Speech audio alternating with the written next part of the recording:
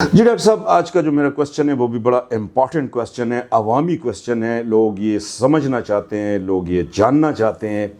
H pylori के हवाले से मेरा क्वेश्चन है जी। अक्सर ये जो पेट में मसला होता है और इसके जर्म्स जो होते हैं, अक्सर लोग ये कहते हैं कि इसके जो जर्म्स हैं वो 3-4 साल तक रहते हैं, साल तक रहते हैं और ये ठीक नहीं होते हैं।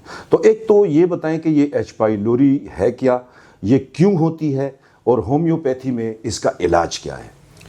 हाँ देखें जी, लोगों का कंसर्न जो है वो तो अपनी जगह पे है, लेकिन मैं बसीयत डॉक्टर ये समझता हूँ कि एच पाइलोरी जो बैक्टीरिया होती है मैदे के अंदर जो बैठ जाता है, तो ये कोई इतनी बड़ी बात नहीं होती है। ये आम सी बीमारी है, आजकल हर दूसरे तीसरे बंदे को देखने में मिलती है। अगर ग़िज़ा का इस्तेमाल कोई मरीज़ अगर खाना साफ़ खाता है, पानी उबाल के पीता है, तो बहुत सारी मैदे की बीमारियाँ यहाँ पर ही ख़त्म हो जाती हैं। अल्लाह ताला ने इंसान को वाहिद एक ऐसी मखलूक पैदा की है कि जब भी वो कोई चीज़ खाता है तो देख कर खाता है, पका के खाता है, सफ़ा करके खाता है। तो इसी तरह बाज़ लोग ऐसे होते हैं कि जो इस चीज़ की परवाह नहीं करते हैं, केयरलेस होते हैं। तो वो अगर पानी आम पीने के बजाय मिनरल वाटर पर आ जाएं या पानी उबाल कर पिएंगे तो यकीनी तौर पर उनको मैदे के मसाइल होंगे ही नहीं। लेकिन अगर किसी को हो गया है तो उसको भी परेशान होने की ज़रूरत इसलिए नहीं है कि ये कोई इतनी बड़ी बात नहीं है। इसकी होम्योपैथी की मुख्तसर सी 2-3 महीने की ट्रीटमेंट करने से बहुत सारे मरीज़ जो हैं वो सेहतयाब हो जाते हैं। तो अगर आपको मैदे के अंदर बैक्टीरिया है, उसकी वजह से दर्द है, उसकी वजह से जलन है, उसकी वजह से आपको गट जैसी कंडीशन हो जाती है, आपकी खुराक में खट्टा पानी आना शुरू हो गया है, आपको और मैदे के मसाइल हो गए, आपका पेट ख़राब होना शुरू हो गया है, तो फिर उसके मुताबिक ही ट्रीटमेंट होती है। जिस तरह मैदे की बहुत सारी तकलीफ़ों को ठीक करने के लिए हमारे पास एच पाइलोरी का अपना नसोड भी है, मौजूद है।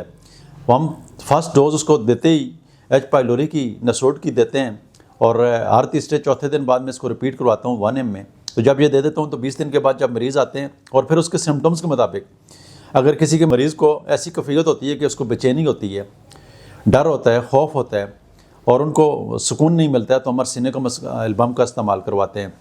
अगर मैदे के ऊपर बोझ होता है, साथ में गुस्सा होता है, तो फिर हम नेक्स्ट मीका का इस्तेमाल करते हैं।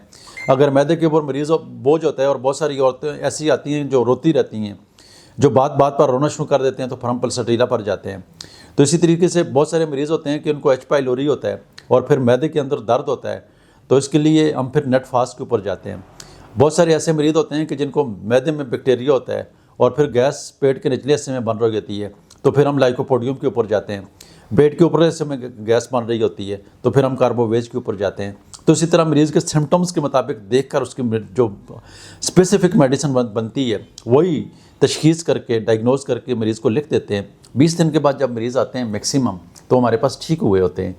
तो अगर किसी को भी मैदे के हवाले से, जिस तरह आपने जिक्र किया कि एच पाइलोरी एक ख़तरनाक बीमारी है या सालों के हिसाब पर मैदे के अंदर पड़ी रहती है और लोग टेस्ट करवाते रहते हैं, ठीक नहीं होते हैं, हालांकि ये लोग वैसे ही परेशान होते हैं, ये परेशान होने की ज़रूरत नहीं है, वो ख़ुद से दवाइयाँ खाते रहते हैं।